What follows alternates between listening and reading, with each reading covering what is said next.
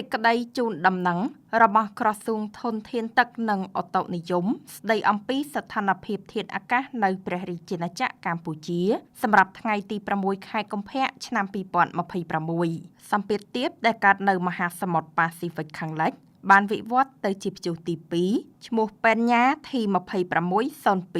មានឥទ្ធិពលលើរបបខ្យល់មូសុងអេសានដែលបក់លើសមុទ្រចិនខាងត្បូងអាងទន្លេមេគង្គសមុទ្រកម្ពុជានិងលើព្រះរាជាណាចក្រកម្ពុជាស្ថានភាពបែបនេះនឹងធ្វើឲ្យធាតុអាកាសចាប់ពីថ្ងៃទី6ដល់ថ្ងៃទី8ខែកុម្ភៈឆ្នាំ2026នៅតំបន់វាលទំនាបសីតុណ្ហភាពមធ្យមអបបរមា22អង្សាសេ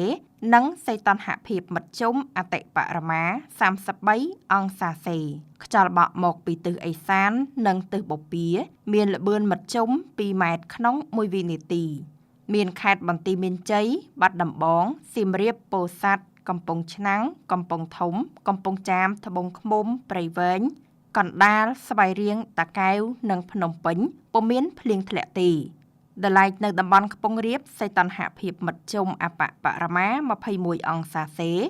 និងសីតុណ្ហភាពមធ្យមអតិបរមា32អង្សាសេខ្យល់បក់មកពីទិសឧត្តរនិងទិសឦសាន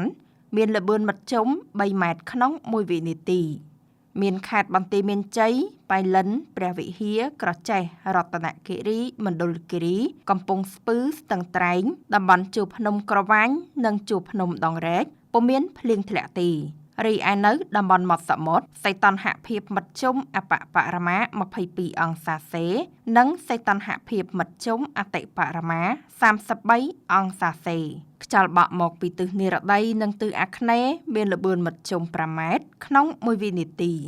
មានខេត្តកោះកុងព្រះសីហនុកំពតកែបនិងជួរភ្នំបូកគោអាចមានភ្លៀងធ្លាក់ជាមួយផ្គររន្ទះនិងខ្យល់កន្ត្រាក់គ្របដណ្ដប់លើផ្ទៃដី10%រលកសមុទ្រមានកម្ពស់មធ្យមអបបរមាកន្លះម៉ែត្រនិងកម្ពស់មធ្យមអតិបរមា1ម៉ែត្រអាស្រ័យដូចបានជម្រាបជូនខាងលើសូមសាធារណជនទទួលជ្រាបជាព័ត៌មាន